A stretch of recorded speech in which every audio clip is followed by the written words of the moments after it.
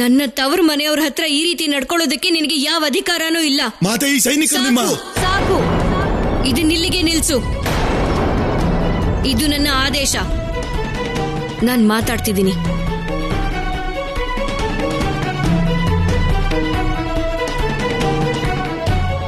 ನೀವು ಹೋಗಿ ಪಿತಾಶ್ರೀ ಹತ್ರ ಹೇಳಿ ಅವ್ರ ಮಗಳು ಸತಿ ಮುಖ್ಯ ದ್ವಾರದಲ್ಲಿ ಬಂದು ನಿಂತಿದ್ದಾಳೆ ಅಂತ. ಆಮೇಲೆ ನೋಡಿ, ಅವರೇ ಸ್ವಯಂ ಓಡ್ಕೊಂಡು ಇಲ್ಲಿಗೆ ಬರ್ತಾರೆ, ಬಂದು ನನ್ನನ್ನ ಕರ್ಕೊಂಡು ಹೋಗ್ತಾರೆ. ಹೋಗಿ ನನ್ನ ಸಂದೇಶ ಅವ್ರಿಗೆ ಕೊಡಿ. ನಿನ್ನ ಸಂದೇಶದಿಂದ ಯಾವ ಪರಿಣಾಮನೂ ಆಗೋದಿಲ್ಲ ಮಗಳೇ. ಪ್ರಜಾಪತಿ ದಕ್ಷರ ನಿರ್ಣಯ ಬದಲಾಗೋದಿಲ್ಲ.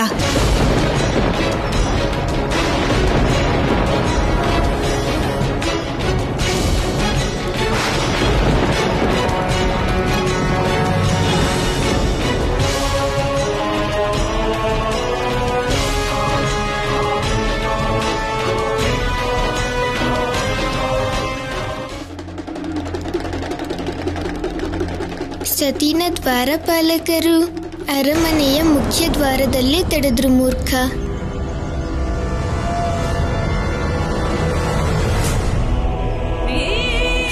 ಅಮ್ಮ,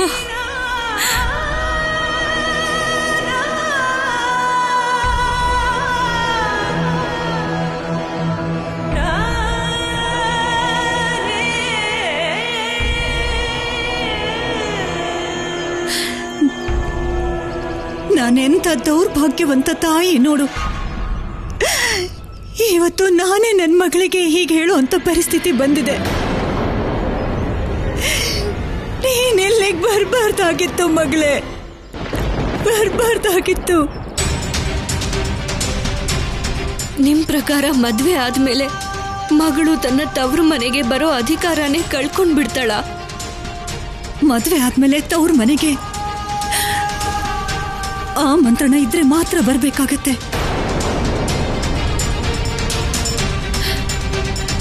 ಮದ್ವೆ ಆದ್ಮೇಲೆ ಮಗಳು ಕರೀದೆ ತವ್ರ ಮನೆಗೆ ಬರೋದು ಅದವಳಿಗೆ ಒಳ್ಳೇದಲ್ಲ ಮಗಳೇ. ನಿನ್ನನ್ನಾಗ್ಲಿ ನಿನ್ ಗಂಡನ್ನಾಗ್ಲಿ ನಿನ್ನ ತವ್ರ ಮನೆಗೆ ಕರೀದೆ ಇದ್ಮೇಲೆ ನೀನಿಲ್ಲಿಗೆ ಯಾಕೆ ಬಂದೆ ಮಗಳೇ? ಯಾಕೆ? ನಿನಗೆ ಇಲ್ಲಿ ಸಿಗ್ಬೇಕಾಗಿರೋ ಗೌರವ ಸಿಗೋದಿಲ್ಲ, ಕೇವಲ ಅವಮಾನ ಆಗತ್ತೆ. ಇಲ್ಲ ಅಮ್ಮ, ಇಲ್ಲ. ನೀವೆಲ್ಲ ನನ್ನ ಮೇಲೆ ಇಷ್ಟೊಂದು ಸಿಟ್ಟು ಕೋಪ ಮಾಡ್ಕೊಳ್ಬಾರ್ದು. ಪಿತಾಶ್ರೀ ಇದುವರೆಗೂ ನಾನಿಲ್ದೆ ಯಾವ ಯಜ್ಞನೂ ಮಾಡಿಲ್ಲ ಅಮ್ಮ. ಮತ್ತೆ ಇವತ್ತು ಕೂಡ ನಾನಿಲ್ದೆ ಅವರು ಶುರು ಮಾಡೋದಿಲ್ಲ ಅಮ್ಮ, ಶುರು ಮಾಡೋದಿಲ್ಲ.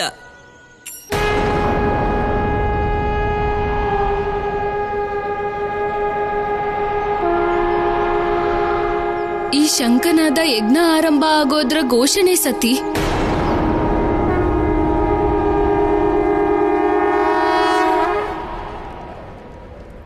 ಇನ್ನು ಸ್ವಲ್ಪ ಹೊತ್ತಲ್ಲಿ ಈ ಸ್ಥಳ ದೇವಿ ದೇವತೆಯರು ಮತ್ತೆ ಋಷಿ ಮುನಿಗಳಿಂದ ತುಂಬ ಹೋಗುತ್ತೆ. ಆಮೇಲೆ ಈ ಬ್ರಹ್ಮಾಂಡದ ಅತಿ ದೊಡ್ಡ ಯಜ್ಞದ ಶುಭಾರಂಭ ಆಗುತ್ತೆ. ಹರ ಹರ ಮಹಾದೇವ, ಹರ ಹರ ಮಹಾದೇವ. ನನ್ನ ಯಜ್ಞಕ್ಕೆ ಶಿವಭಕ್ತ ಋಷಿಗಳಿಗೆ ಯಾರು ಆಮಂತ್ರಣ ಕೊಟ್ಟಿದ್ದು?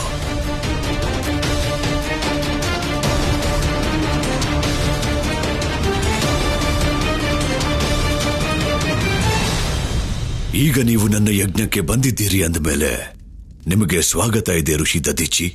ಧರ್ಮದ ಕಾರ್ಯದಲ್ಲಿ ಉಪಸ್ಥಿತಿ ಇರೋದು ಪ್ರತಿ ಋಷಿಯ ಧರ್ಮ ಆಗಿರುತ್ತೆ. ಅದಕ್ಕೆ ನಾನಿಲ್ಲಿಗೆ ಬರಬೇಕಾಯ್ತು. ಬರ್ದೇ ಇದ್ರೆ ಋಷಿಗಳ ಕುಟುಂಬದ ಮರ್ಯಾದೆಗೆ ಭಂಗ ಆಗ್ತಿತ್ತು. ಒಳ್ಳೇದಾಯ್ತು ನೀವು ಬಂದಿದ್ದು. ಆದ್ರೆ ನಾನು ನಿಮಗೆ ಒಂದು ವಿಷಯ ಹೇಳಬೇಕಾಗಿದೆ. ನೀವೇನಾದ್ರೂ ಈ ಆಸೆಯಲ್ಲಿ ಬಂದಿದ್ದೀರಾ ನಿಮಗೆ ನಿಮ್ಮ ಆರಾಧ್ಯನ ದರ್ಶನ ಆಗತ್ತೆ ಅಂತ? ಅದಂತೂ ಸಾಧ್ಯ ಇಲ್ಲ. ಆ ಅಘೋರಿಗೆ ನಾನು ಆಮಂತ್ರಣನೇ ಕೊಟ್ಟಿಲ್ಲ ಈ ಯಜ್ಞಕ್ಕೆ.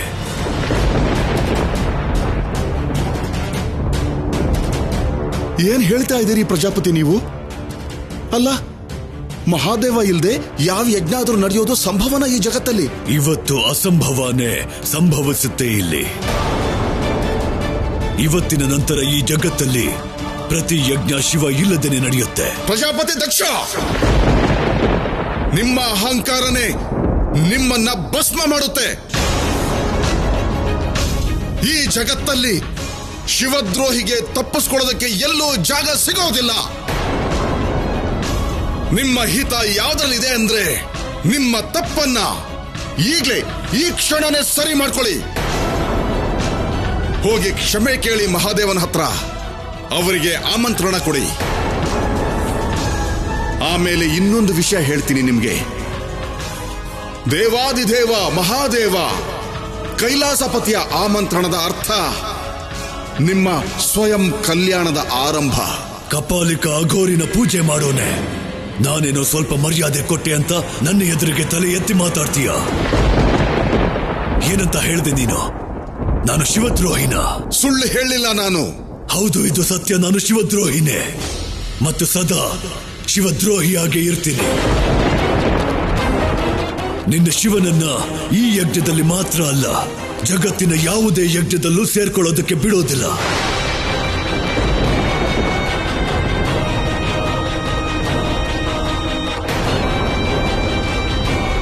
ಅವನಿಗೆ ಮತ್ತು ಅವನ ಭಕ್ತರಿಗೆ ಬಹಿಷ್ಕಾರ ಹಾಕ್ತೀನಿ ನಾನು.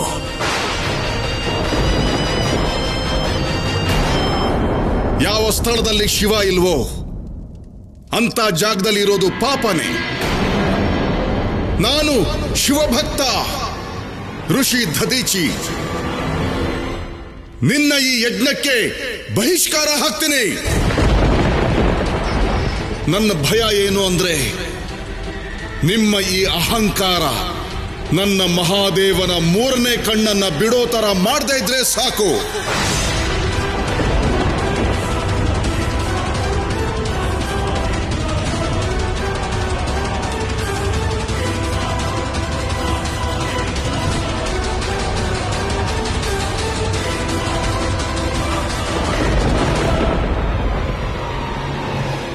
ಈಗ್ಲೂ ನೀನು ನಿನ್ ತಂದೆನ ಭೇಟಿ ಮಾಡ್ಲೇಬೇಕಾ? ನಾನು ಹೋಗ್ತೀನಿ ಅಮ್ಮ.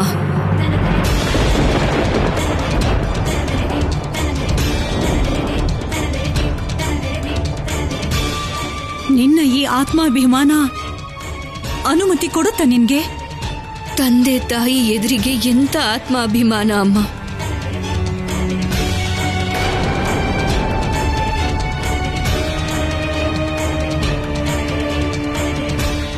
ಮಗಳೇ, ಆತ್ಮಾಭಿಮಾನ ಅನ್ನೋದು ಹೆಣ್ಣಿಗೆ ದೊಡ್ಡ ಆಭರಣ ಕಣಮ್ಮ. ಮದುವೆ ಆದ್ಮೇಲೆ ಅದು ಇನ್ನೂ ಹೆಚ್ಚು. ಮಾತೆ, ಈಗ ಕೈಲಾಸಕ್ಕೆ ಬನ್ನಿ, ಅದೇ ಒಳ್ಳೇದಲ್ವಾ? ಒಳ್ಳೇದು ಕೆಟ್ಟದನ್ನ ನೀನು ನನಗೆ ಹೇಳ್ಬೇಡ.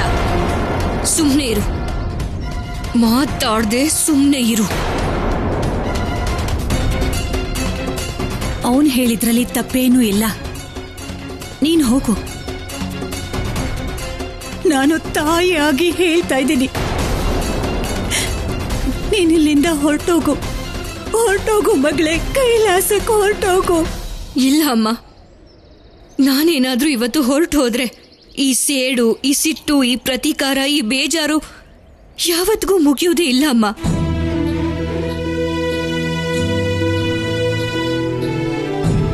ನಾನು ಪ್ರೀತಿಯ ನಿರ್ಮಲ ಧಾರೆ ಹರಿಯೋದನ್ನ ನೋಡ್ಬೇಕು ಅಮ್ಮ. ಮತ್ತೆ ಇವತ್ತು ಈ ಶುಭ ಸಂದರ್ಭದಲ್ಲಿ ಪಿತಾಶ್ರೀನ ಭೇಟಿ ಮಾಡಿ ಪ್ರತಿಯೊಂದು ಬೇಸರ, ನೋವು, ಕೆಟ್ಟ ಯೋಚನೆನ ಸದಾ ಸದಾ ಕಾಲಕ್ಕೂ ದೂರ ಮಾಡ್ತೀನಿ ಅಮ್ಮ. ನೀನ್ ಹಾಗೆ ಮಾಡೋಕ್ಕಾಗಲ್ಲ. ಹಾ ಸತಿ, ಪಿತಾಶ್ರೀಯ ಪ್ರತೀಕಾರ ಮತ್ತು ಅಹಂಕಾರ ಬೆಂಕಿಲ್ ಬೆಂದು ಅವ್ರ ವಿವೇಕ ಎಲ್ಲ ಸುಟ್ಟು ಭಸ್ಮ ಆಗೋಗಿದೆ. ನೀನವ್ರನ್ನ ಭೇಟಿಯಾದ್ರೆ ತುಂಬಾ ಅವಮಾನ ಆಗುತ್ತೆ ಸತಿ. ಅವಮಾನನೋ ಸನ್ಮಾನನೋ, ನಾನಿವತ್ತು ಪಿತಾಶ್ರೀನ ನೋಡದೆ ಇಲ್ಲಿಂದ ಖಂಡಿತ ಹೋಗೋದಿಲ್ಲ.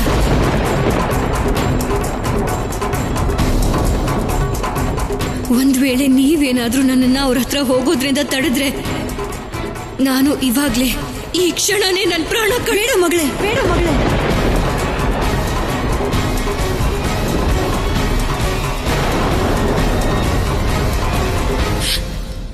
ನಿನ್ನ ಇಚ್ಛೆ ಇದೇ ಆಗಿದ್ರೆ ಸರಿ, ಹೋಗು.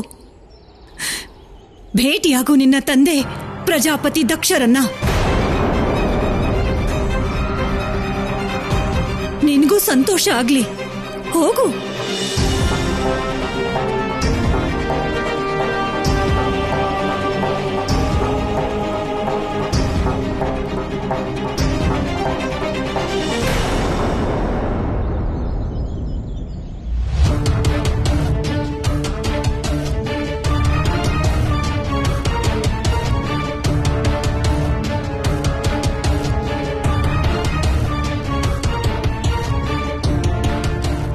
ನೀವೆಲ್ಲರೂ ನಿಮ್ಮ ದಯೆ ತೋರಿಸಿ ನನಗೆ. ನೆನಪಿರ್ಲಿ ಪುತ್ರ ಪ್ರಜಾಪತಿ ದಕ್ಷ, ನೀನು ನಿನ್ನ ಮಗಳ ಗಂಡ, ನಿನ್ನ ಅಳಿಯ ದೇವಾದಿದೇವ ಮಹಾದೇವನಿಗೆ ಈ ಯಜ್ಞಕ್ಕೆ ಆಮಂತ್ರಣ ಕೊಡದೆ ನಿನ್ನ ಜೀವನದಲ್ಲಿ ಬಹಳ ದೊಡ್ಡ ತಪ್ಪು ಮಾಡಿದೀಯಾ. ನನ್ನ ಹೃದಯದಲ್ಲಿ ಅವನ ಬಗ್ಗೆ ಗೌರವ ಇಲ್ಲ ಪಿತಾಶ್ರೀ. ಯಾರ ಬಗ್ಗೆ ನನ್ನ ಹೃದಯದಲ್ಲಿ ಗೌರವ ಇದೆಯೋ, ಯಾರಿಗೆ ನಾನು ಆಮಂತ್ರಣ ಕೊಟ್ಟಿದ್ದೀನೋ ಅವರೆಲ್ಲ ಉಪಸ್ಥಿತರಿದ್ದಾರೆ ಇಲ್ಲಿ. ಶಿವ ಇಲ್ಲಿಗೆ ಬರ್ದೇ ಇದ್ರೆ ಯಾರಿಗೂ ಏನು ವ್ಯತ್ಯಾಸ ಆಗಲ್ಲ. ಆದ್ರೆ ಯಜ್ಞಕ್ಕೊಂದು ವಿಧಾನ ಇದೆ, ಒಂದು ನಿಯಮ ಇದೆ ದಕ್ಷ. ನೀನು ನಿನ್ನ ಅಹಂಕಾರದಿಂದ ಆ ನಿಯಮನ ಮೀರುವಂತ ಒಂದು ಕೆಲಸ ಮಾಡ್ತಾ ಇದೀಯಾ. ಆ ನಿಯಮ ಏನು ಅಂದ್ರೆ, ಮಹಾದೇವನ ಅನುಪಸ್ಥಿತಿಯಲ್ಲಿ ಯಾವಾಗ್ಲೂ ಯಾವ ಯಜ್ಞನೂ ಖಂಡಿತ ಸಫಲ ಆಗೋದಿಲ್ಲ. ನನಗೆ ಸಂಶಯ ಆಗ್ತಿದೆ ದಕ್ಷ, ಅಹಂಕಾರದಿಂದ ಶಿವ ಮತ್ತು ಶಿವಭಕ್ತರಿಗೆ ನೀನು ಮಾಡಿರೋ ಅವಮಾನ ಯಾವುದಾದ್ರೂ ದೊಡ್ಡ ಅನಾಹುತಕ್ಕೆ ಕಾರಣ ಆಗುತ್ತೆ ಅಂತ. ಹಾಗೇನಾದ್ರೂ ಆದ್ರೆ ಆ ಕ್ಷಣನೇ ನಾನು ಮತ್ತೆ ಬ್ರಹ್ಮದೇವ ಯಜ್ಞ ಸ್ಥಳ ಬಿಟ್ಟು ಹೊರಟೋಗ್ತೀವಿ.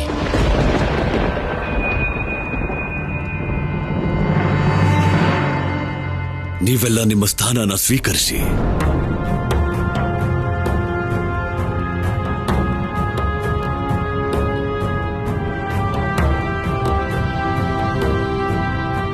ಇದು ಪ್ರಜಾಪತಿ ದಕ್ಷಿಣ ಯಜ್ಞ ನಾರಾಯಣ. ಇಲ್ಲಿ ಯಾವುದೇ ರೀತಿ ಅನಾಹುತ. ಪಿತಾಶ್ರೀ, ನಾನ್ ಬಂದೆ.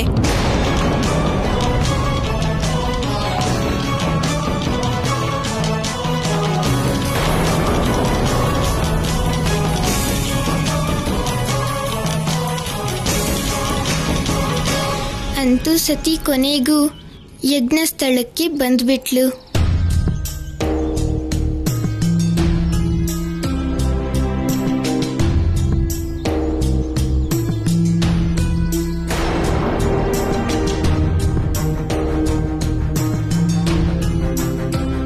ಮುಂದೆ ಏನಾಯ್ತು ಗೆಳೆಯ? ತಡಿ ಮೂರ್ಖ, ಮುಂದಿನ ಕತೆ ಕೇಳಿ ಏನಾಯ್ತು ಅಂತ ಹೇಳ್ತೀನಿ.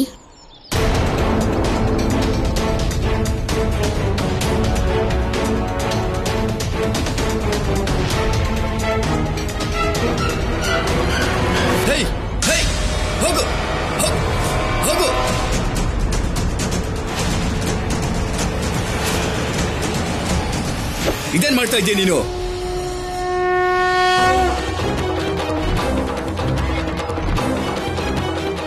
ಏನ್ ನೀವ್ ಹೀಗ್ ಮಾಡೋದಕ್ಕೆ ನನ್ನ ಶಿಷ್ಯರಾಗಿದ್ದ? ನನ್ನ ಪೂರ್ತಿ ಫಸಲು ನಷ್ಟ ಆಗೋಯ್ತು. ನಾನ್ ನಿಮ್ಗೆ ಗದ್ದೆನ ರಕ್ಷಣೆ ಮಾಡೋ ಕೆಲಸ ಕೊಟ್ಟಿದ್ದೆ. ನೀವಿಲ್ಲಿ ವಿಶ್ರಾಂತಿ ತಗೋತಾ ಇದ್ದೀರಾ? ಬಹಳ ದುಡ್ಡನ್ನ ನಾಶ ಮಾಡಿದ್ದೀರಾ ನೀವಿಬ್ರು.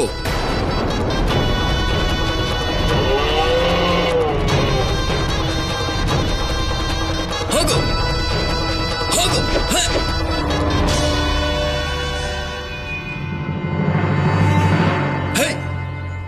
ಹೋಗು. ಇದು ನಿಜವಾಗ್ಲೂ ತಪ್ಪಲ್ವಾ ಶಿವ?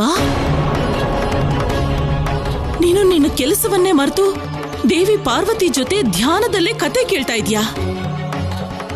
ನೀನ್ ಹೀಗೆಲ್ಲ ಮಾಡಬಾರ್ದು ಅಲ್ವಾ?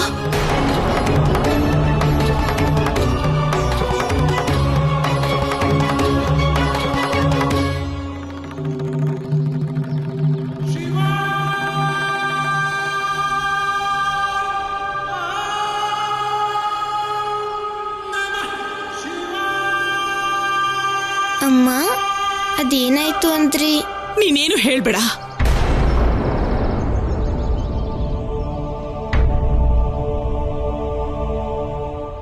ನಾನು ಏನ್ ಹೇಳಿದ್ದೆ ನಿನಗೆ? ಶಿಕ್ಷಣ ಪಡೆಯೋ ತನಕ ದೇವಿ ಪಾರ್ವತಿ ಮನೆಗೆ ಕತೆ ಕೇಳಕ್ ಹೋಗ್ಬಾರ್ದು ಅಂದಿದ್ದೆ. ಆದ್ರೆ ನೀನೇನ್ ಮಾಡ್ದೆ? ನೀನು ಶಿಕ್ಷಣದ ವಿಷಯನೇ ಬಿಟ್ಬಿಟ್ಟಿದೀಯಲ್ಲ.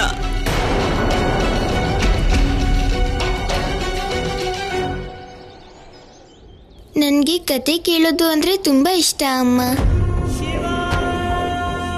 ಅದಕ್ಕಾಗಿ ನನ್ನಿಂದ ದೊಡ್ಡ ತಪ್ಪಾಯಿತು. ನನ್ನನ್ನು ಕ್ಷಮಿಸ್ಬಿಡಿ ಅಮ್ಮ.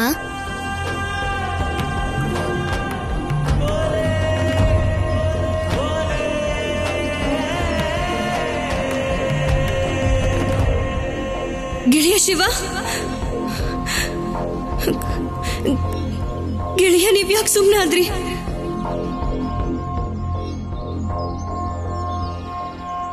ನಾನು ಮುಂದಿನ ಕತೆ ಹೇಳ್ತಾ ಇದ್ದೀನಿ, ನೀವು ಕೇಳಿಸ್ಕೊತಿದ್ದೀರಾ ಅಲ್ವಾ ಗೆಳೆಯ?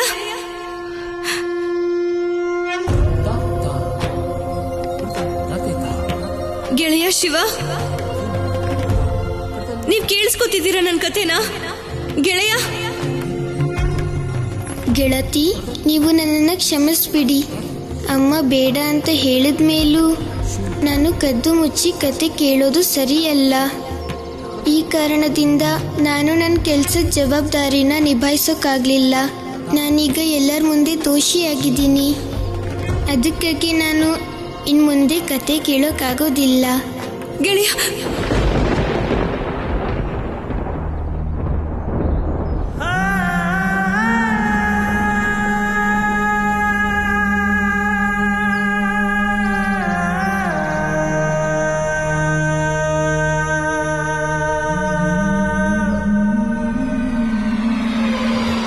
ದೇವಿ, ನಮ್ಮ ಶಿವ ಇನ್ನೂ ಬಾಲಕ. ಮತ್ತೆ ಬಾಲ್ಯದಲ್ಲಿ ಇಂಥ ತಪ್ಪುಗಳಾಗೋದು ಸಹಜ ದೇವಿ. ಇನ್ ಮುಂದಕ್ಕಂಥ ತಪ್ಪು ಮಾಡಲ್ಲ ಅವನು. ಇಲ್ಲ ಋಷಿವರ್ಯ, ತನ್ನ ಜವಾಬ್ದಾರಿನ ಮರೆತು ಬೇರೆ ಕಡೆ ಗಮನ ಕೊಡೋದು ಯಾವುದೋ ಸಾಮಾನ್ಯವಾದ ತಪ್ಪಲ್ಲ.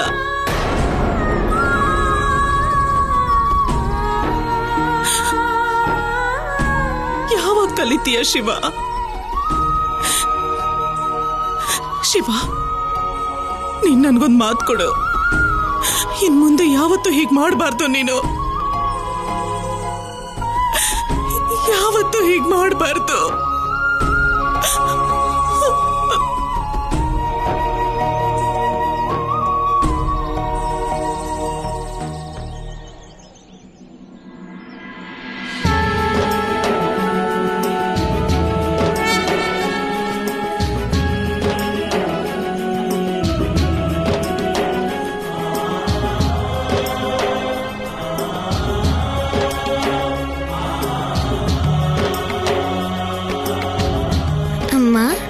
ನಾನು ಮಾತು ಕೊಡ್ತೀನಿ,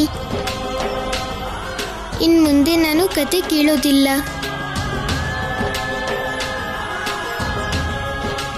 ನೆರೆ ಮನೆ ಗೆಳತಿ ಮನೆಗೂ ಹೋಗೋದಿಲ್ಲ.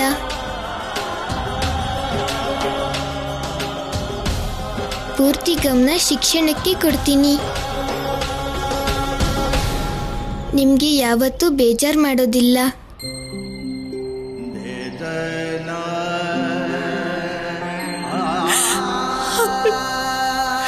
ಶಿವ, ನನಗೆ ಗೊತ್ತು ನೀನು ಈ ಜಗತ್ತಲ್ಲಿ ನನ್ನ ಬಹಳ ಬುದ್ಧಿವಂತ ಮಗ ಆಗ್ತೀಯ. ಹಾ ಅಮ್ಮ, ಆಗ್ತೀನಿ. ಆಗಿ ತೋರಿಸ್ತೀನಿ.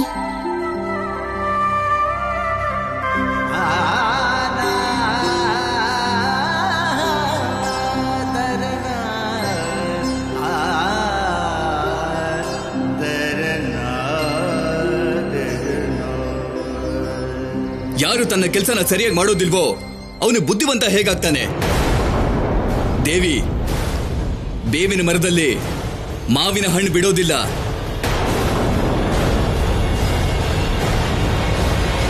ತಪ್ಪು ಮಾಡಿದೆ ನಾನು ನಿನ್ ಗುರು ಆಗಿ. ನೀನು ಗದ್ದೆ ನೋಡ್ಕೋತೀಯ ಅಂತ ನಂಬ್ಕೊಂಡು ನನ್ನ ಕಾಲ್ ಮೇಲೆ ನಾನು ಕಲ್ಲೆತ್ ಹಾಕೊಂಡೆ.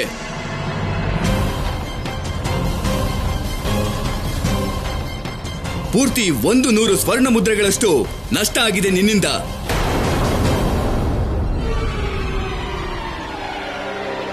ಒಂದು 100 ಸ್ವರ್ಣ ಮುದ್ರೆ. ಇದೇನ್ ಹೇಳ್ತಾ ಇದ್ದೀರಾ ನೀವು? ಒಬ್ಬ ಚಿಕ್ಕ ಹುಡುಗ ಮಾಡಿರೋ ತಪ್ಪಲ್ಲೂ ಲಾಭ ಮಾಡಕ್ ನೋಡ್ತಿದ್ದೀರಾ? ಇವ್ರಂಗ್ ನಿಜವಾಗ್ಲೂ ಗೊತ್ತಿಲ್ಲ ದುಡ್ಡು ಅಂದ್ರೆ ಏನು, ಅದ್ರಿಂದ ಏನಾಗುತ್ತೆ ಅಂತ. ಇವನು ಬೇಕು ಅಂತ ಯಾವ ತಪ್ಪು ಮಾಡಿಲ್ವಲ್ಲ. ಆದ್ರೆ ಇವನಿಂದಾಗಿ ನಷ್ಟ ಅಂತೂ ಆಯ್ತಲ್ಲ ನನಗೆ.